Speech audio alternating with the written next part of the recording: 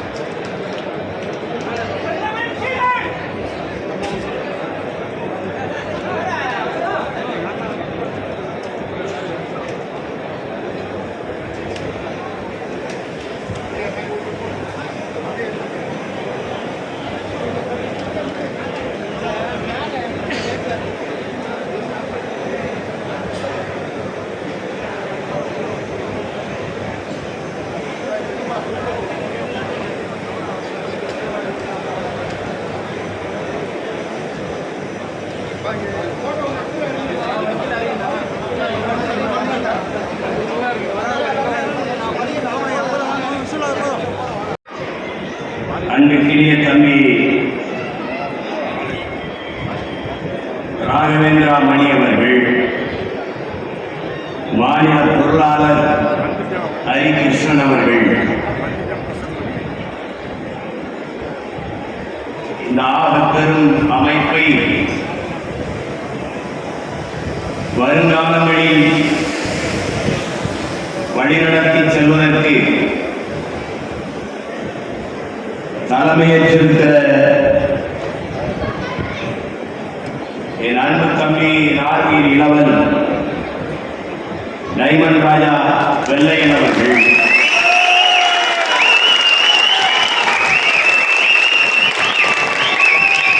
அவருக்கு தோளோடு தோளாக துணை நிற்க இருக்கிற முன்னாள் இந்நாள் நிர்வாகிகள் அனைவருக்கும் என்னுடைய வணக்கம்.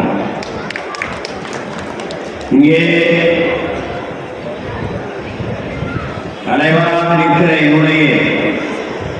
டைமண்ட் ராஜா அவர்கள்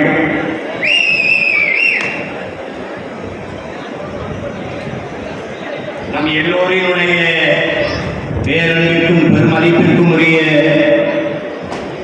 தலைவர் பெருந்தமிழர் வெள்ளையன் அவர்களுடைய அன்பு மகன் என்பதை நாம் விரும்புகிறோம்.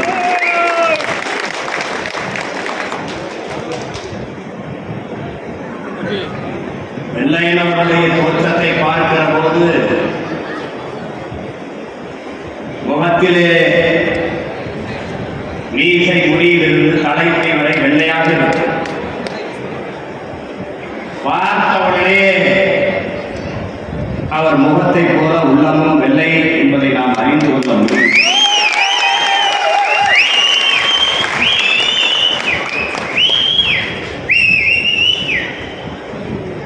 உண்மையிலேயே வணிகர்களினுடைய நலனுக்கு பாடுபட்ட ஒரு மகத்தான தலைவர் என்ற மண்ணில் நம்முடைய ஐயா வெள்ளையன் அவர்கள்.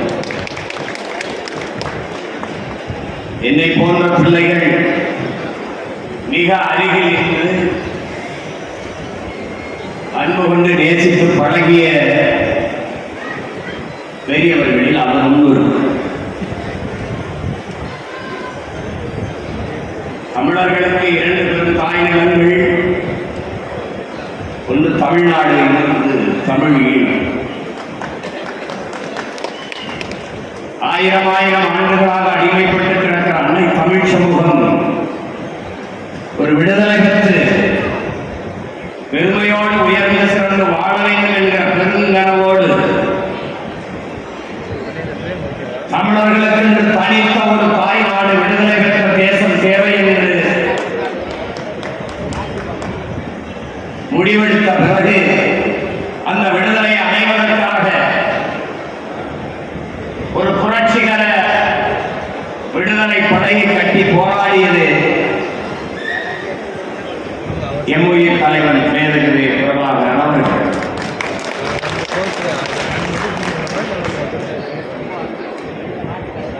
இலங்கை இனவாத அரசு உலக நாடுகளின் துணையோடு அந்த விடுதலை போராட்டத்தை வீழ்த்தி நசுக்கியது.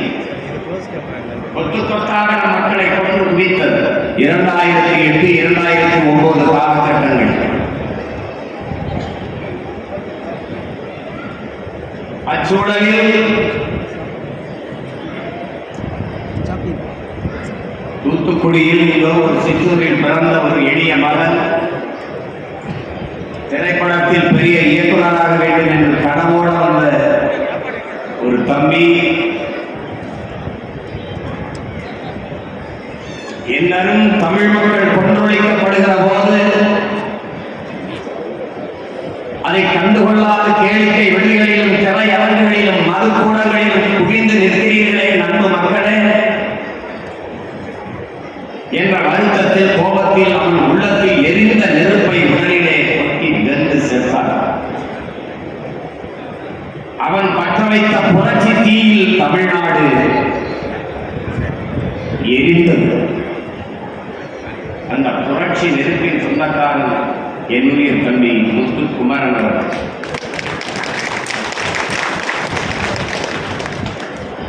அவன் பற்ற வைத்த புரட்சி தீயில் எண்ணற்ற இளைஞர்கள் எழுச்சியும் புரட்சியுமாக சென்னையை நோக்கி அவன் வாழ்ந்த புரட்சியை நோக்கி வந்தார். அன்றைக்கு இறந்து கிடந்த அந்த தமிழ் மகனின் பக்கத்திலே இவனுக்கு நானே தந்தை என்று நின்றவர் நம்முடைய ஐயா வெள்ளை அவர்கள் என்பதை பெற்றவர் எவரோ உற்றவர் நானே என்று உடன் என்ற பெருமகை தமிழ் பேரினத்தின் மகன் ஐயா வெள்ளை அவர்கள் கடைசி வரை என்ற பேரணியில் அந்த ஊர்வலத்தில் நின்று அன்றைக்கு இருந்த ஆட்சியாளர்களுக்கு நெருக்கடியை தந்தார். ஆட்சியாளர்களை பற்றி கவலைப்படவில்லை. தன் மொழி, தன் இனம், தன் நிலத்தின் உரிமை, தன் இனத்தின் எதிர்காலம், அதன் பாதுகாப்பான நல்வாழ்வு என்ற ஒரே கனவோடு எதை பற்றியும் கவலைப்படாமல் அந்த இறுதி ஊர்வலத்தில் பேரணியில் நின்றார். அந்த உணர்வோடு கடைசி வரை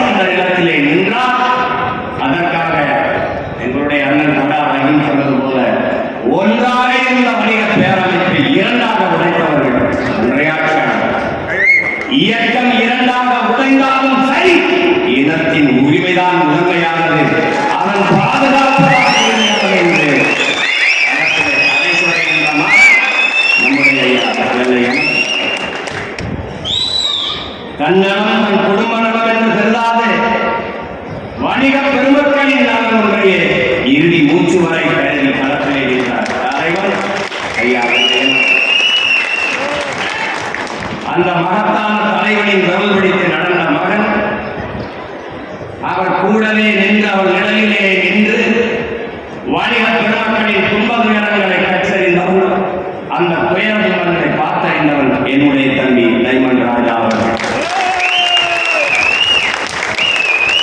ஏதோ ஒரு முற்று அல்ல, முடிந்து விட்டது என்று நினைக்கிற இடத்தில் பல பல அரிய செய்து தொடங்கி இருக்கிறது. ஒரு வாக்கியம் முற்று பெறுகிற போது அடுத்த வாக்கியம் அங்கிருந்து தொடங்குகிறது. ஐயா வெள்ளையன் விட்டு சென்ற பணியை விட்டன் இடத்தில் இருந்து என் தம்பி டைமண்ட் ராஜா அவர்கள்.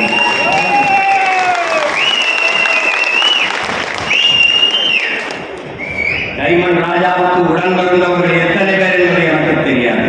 ஆனால் அவனுக்கு மூத்தவன், அவனுக்கு முன்பு பிறந்தவன், சீமாக இருந்த ஒரு மகன் அவனுக்கு உடன் இருக்கிறேன் என்பதை வாலிப பெருமக்கள் எல்லோரும் நினைவில் இருக்கிறார்கள்.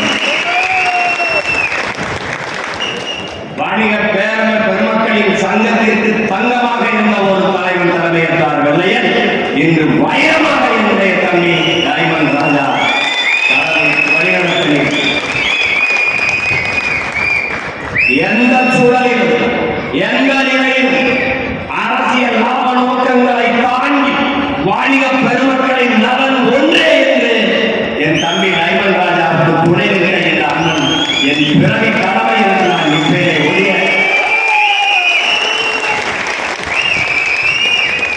ஒரு நாடு நலன் பெற வேண்டும் என்றால் உழவர்கள் செழித்து வாழ வேண்டும், வணிகர்கள் செழித்து வாழ வேண்டும். ஒத்த வரிவார் உயிர்வாழ்வார் மற்றெல்லாம் செத்தால் வைக்கப்படும் என்று வள்ளுவ பெருமகனார் வாழ்கிறான் என்றால் உழவர் வேண்டும், குயவர் வேண்டும், அங்கே மருத்துவர் உழ வேண்டும், வண்ணார் வேண்டும், எல்லோரும் வேண்டும். எல்லோரும் இணைந்து வாழ்வதுதான் சமூகம். அவர் இன்றி இவர் இல்லை, இவர் இன்றி அவர் இல்லை, ஒருவரை ஒருவர் சார்ந்து வாழ்வதுதான் சமூகம்.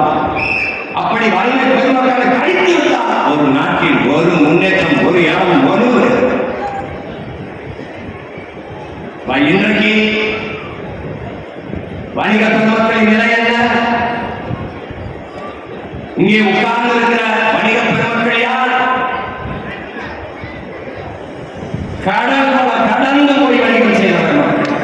காந்தரு பொருளையும் கடலையும் கண்டவர், கடலின் பரப்பையும் கடந்தைய சென்றவர் என்கிறார் பாடலில் தெரிஞ்சிருக்கிறார். திரைக்கடல் ஓடியும் திறமையும் தேடுகின்ற முன்னோர்களின் முன்மொழிக்கேற்ப பல்வேறு நாடுகளை கடந்து வணிகம் செய்தவர். சாத்தனார் என்றார் திருத்தாய் சாத்தனார், நம்முடைய பாட்டனார் உங்களுக்கு தெரியும். சாத்தன் என்றாலே வணிகர், சாஸ்தா என்றாலே வணிகர்.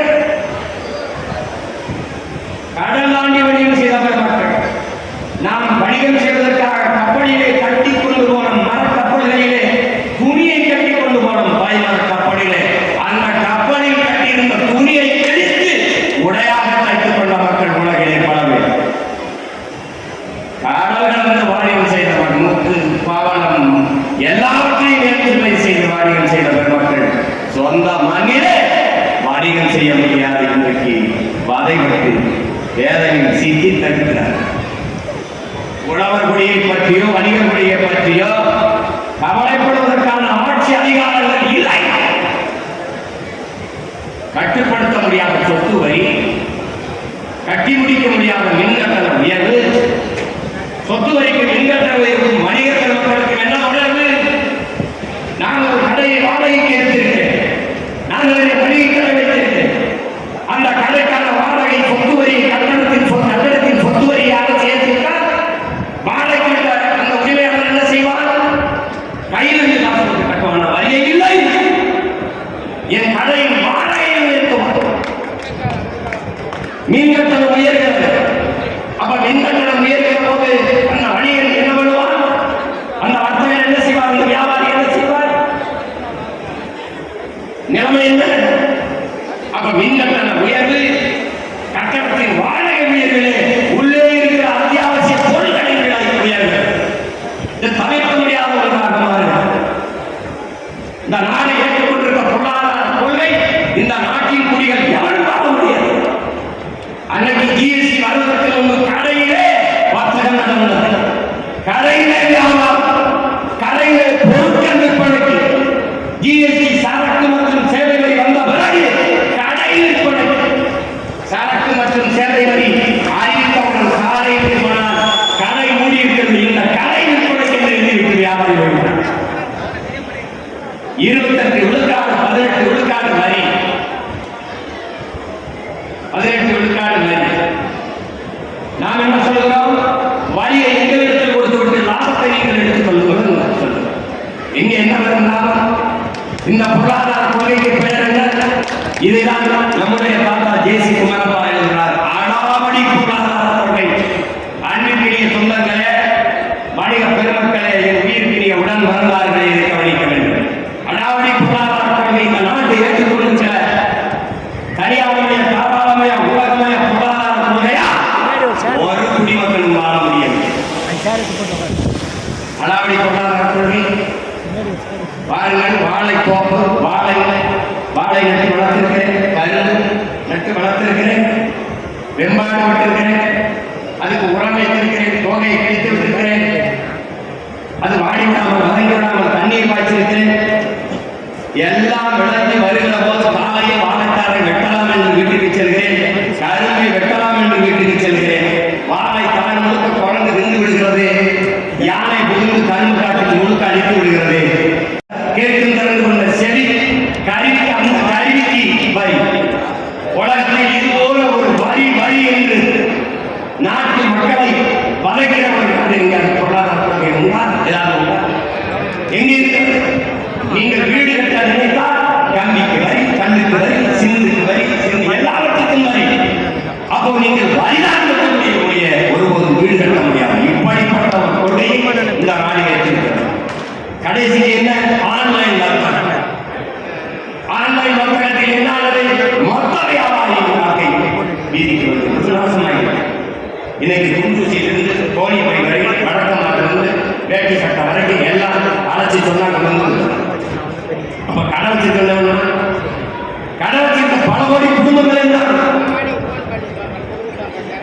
ஸ்விக்கி, ஸ்மோட்டோ, ஊபர், ஓலோ, இந்த முதலாளி என்ன? யாராவது சொல்லி இந்த கூட்டத்தை, இந்த ஸ்விக்கி, ஸ்மோட்டோ, இந்த ஆன்லைன் வர்த்தகம் எவனாவது ஒரு முதலாளி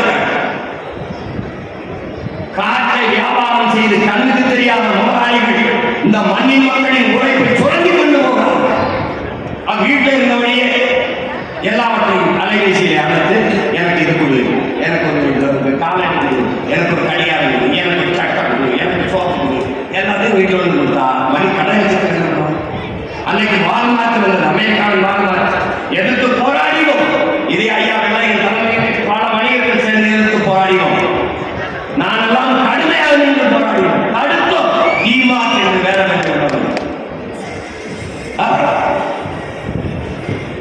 யாரும் வணிகர்களுடைய நலனை பற்றியோ அவருடைய எதிர்காலத்தை பற்றியோ கவலைப்படுவதாக இல்லை. மின்கட்டண உயர்வு, நூல் விலை உயர்வு, நெசவாளி வாழ்க்கை, விவசாயி விலைகள் சொன்னால் அது கொள்முதல் இல்லை. அவங்க மூட்டைக்கு 100 ரூபாய் கமிஷன், 100 ரூபாய் லாபமே வரும். அந்த நெல்லை எடுத்துக் கொள்வதற்கு 100 ரூபாய் கமிஷன். எப்படிப்பட்ட நாடு, எப்படிப்பட்ட கட்டமைப்பு! ஆண்டுதோறும் மாநாடு நடத்தி பயனில்லை பெருமக்களே. இதை மாற்ற வேண்டும் என்ற உறுதியை எடுப்பதில் தான் பயனில்லை. திரும்ப 42வது மாநாடு, 45வது மாநாடு, நீ 500 மாநாடு போட்டாலும் அடுத்தடுத்த தலைமுறை இதே மாதிரி குடி கத்திக் கொண்டுதான் இருக்கும். ஒன்று நடக்க இந்நாட்டை, மக்களை, மண்ணை நேசிக்கிற ஒரு மகனிடத்தில் அதிகாரத்தை கொடுக்காத வரை நீ இதே மாதிரி குடி கலைய வேண்டியதான். ஒன்று என்ன இருக்கு? இங்க ஒரு கோரிக்கை, தமிழ்நாடு வணிகர் சங்கத்தின் பேரவையினுடைய கோரிக்கை. என்ன கோரிக்கை? கோயில் சார்ந்த மனைகளில் வாழ்வதற்கு கடை வைத்துக் கொண்டு 2016 வரை நடைமுறையில் இருக்கும்போது வாடகை தொகை அது கட்டுமானதான். இப்போ உதாரணமா கடை வாடகை ஒரு 10,000 என்றால், மாசம் 10,000 என்றால் எப்படி இருக்கு? திடீர்னு அந்த அறநிலையத்துறை அமைச்சராக அன்பிற்கினிய ஐயா சேகர் பாபு அவர்களை போட்ட உடனே 10 மடங்கு கருவேப்பிலை விளையத்துக்கு 1 லட்சம் வாங்கிட்டாங்க. இதை பலமுறை நாங்கள் அறிக்கை கொடுத்து பார்த்தோம். ஒன்றும் ஒரு காதில் வாங்குற மாதிரி இல்லை. சரி, நான் 6 மாதம் தான் மொத்தமாக கதையை முடித்தாலே கூட வழி கிடையாது. இதை வழி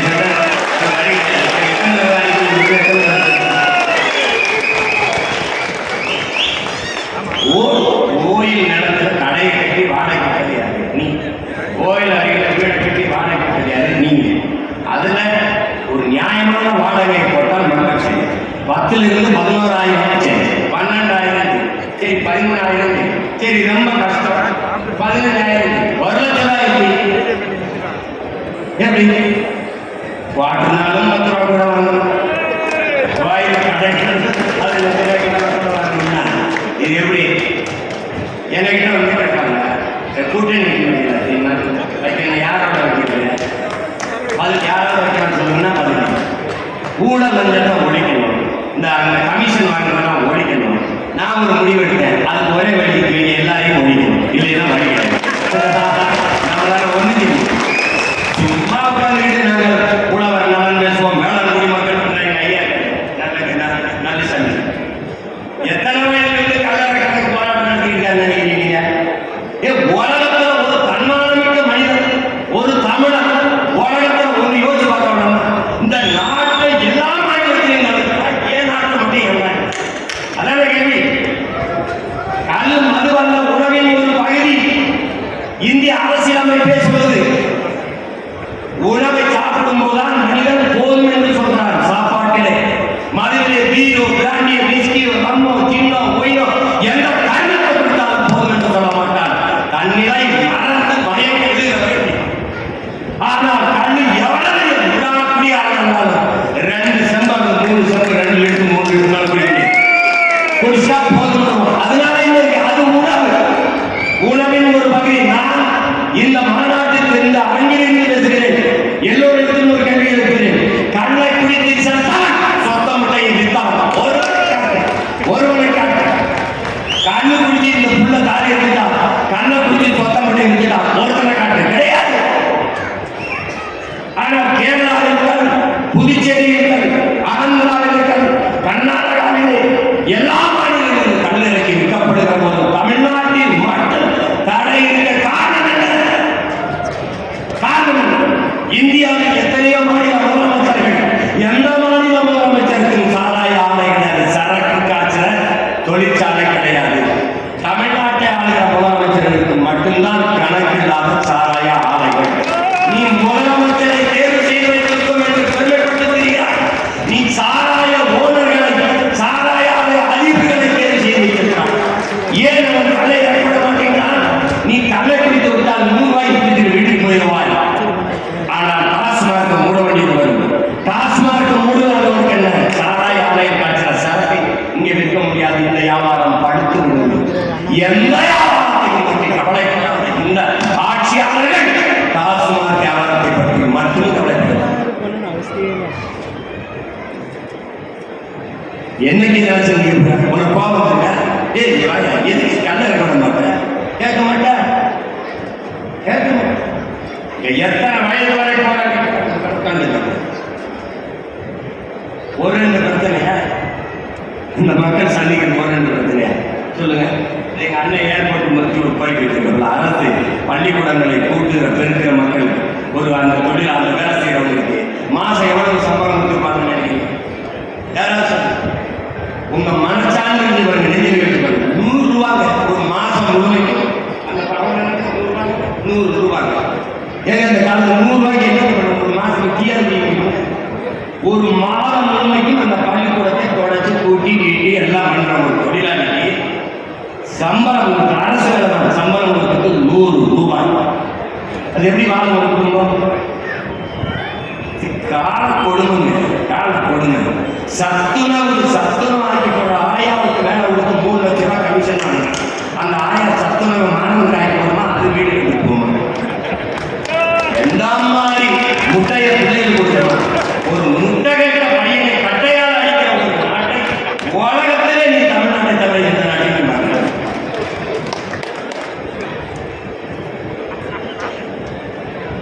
என்னால ஒன்றுதான் ரொம்ப பேசுனா நீங்க பாதிக்கப்படக்கூடாது. எனக்கு ஒண்ணு இல்லை.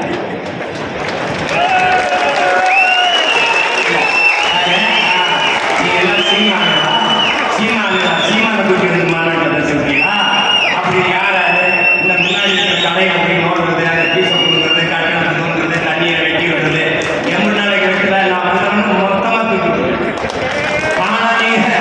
முன்னாடி நீங்க பேசிக்கிட்டு பையன் ஏதோ ஒரு சின்ன பையன் பேசுறானே, இவன் ஜெயிப்பானா, இவன் வருவானா, இப்படிதான் நான் கட்சியா இருந்திருக்கேன். சீனா சீனா நீ எல்லாம் என்னடா, நீ எல்லாம் முதலமைச்சராக கட்சியா இருந்துருக்காங்க. நான் என்ன சொன்னேன், இல்லை இல்லை நான் முச்சந்தி கட்டிட்டு சாப்பிட்டா கட்சியா இருந்திருக்கேன். என் நாட்டு ஆளா இந்த மண்ணின் மகன் எனக்கு இல்லாத உரிமை எவருக்கு நாட்டாள யாரு நீ எல்லாம் அப்படிதான் நினைச்சான். ஒரு ஒரு ஒரு விழுக்காடு, அப்புறம் 4, அப்புறம் 7, இப்ப 8 விழுக்காடு. இந்த மொத்த அரசியல் என்னை சுத்தா நடக்குது. நான் யாரோட போவேன் அப்படின்னு இப்படிதான் நினைச்சுட்டு இருந்தான். இவெல்லாம் ஒரு ஆளா, இப்ப நான் மட்டும்தான் ஒரு ஆளா தெரியல எல்லா பேரும். அதனால சரி செய்து சத்தியத்தின் மகன் உறுதியாக பெறுவேன். இதை எல்லாத்தையும் செய்யணும். இந்த வணிகர்கள் மாநாடு கோரிக்கை இதெல்லாம் ஒரு பிரச்சனை ஆயிப்பா செய்யணும். எல்லாம் செய்யணும். சும்மா இந்த ஊபர், ஓலா, ஸ்விக்கி, சுமோட்டோ எல்லாம் எங்க பிள்ளைய படிச்ச பிள்ளைக்கு நானே வண்டி வாங்கி கொடுத்துட்டு கூட போய் எல்லாம் எல்லாம் பண்ணுங்க. எல்லாம் அரசு உண்மை தனியான ஒரு சின்ன பையன் நினைக்காத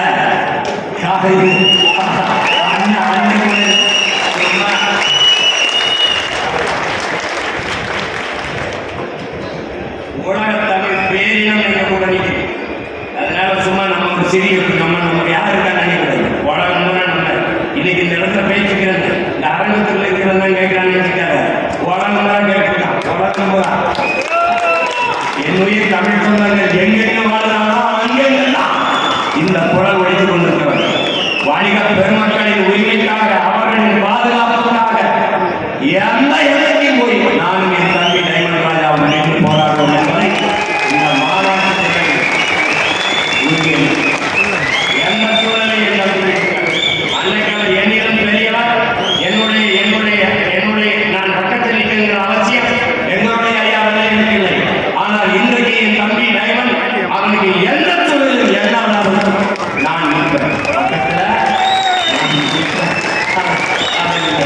நினைவு பெற்று வாணிகர் பெருமக்கள் எல்லோரும் என் தம்பிக்கு துணையாக இருங்கள். நான் உங்களுக்கு உயிராக இருப்பேன் என்பதை இந்த மாநாட்டில் அவரோடு இருக்கிற நிர்வாகிகள் ஒவ்வொருவருக்கும் என்னுடைய வாழ்த்துக்கள். அன்று ஒற்றுமையாக செய்யும் சங்கம் தங்கம் தராததை சங்கம் செய்யும் தருகின்றது. சங்கத்தையும் விட மதிப்பு இருக்கிறது. சங்கம் ஒற்றுமை ஒன்றுதான். அடுத்த மே 5 மாநாடு நடத்துறதுக்கு நமக்கு நேரத்தினுடைய தேர்தல் காலம், அதுக்கும் சேர்த்து பிறகு வாழ்க்கை. இது போல பல மடங்கு பலாயிரம் மடங்கு வாணிக பெருமக்கள் கூடி ஒற்றுமையாக நின்று இந்த சங்கத்தை நாம் வளர்த்து நம்முடைய வணிக பெருமக்களின் நலனை பாதுகாத்து வருங்கால தலைமுறை பிள்ளைகளுக்கு ஒப்படைக்கும். வணிகர்களே என்றால் நாட்டில் ஒன்றும் இல்லை, பொருளாதார வளர்ச்சிகள் ஒன்றும் இல்லை. அதை புரிந்து கொண்டு நீங்கள் எல்லோரும் ஒற்றுமையாக பணி செய்யுங்கள்.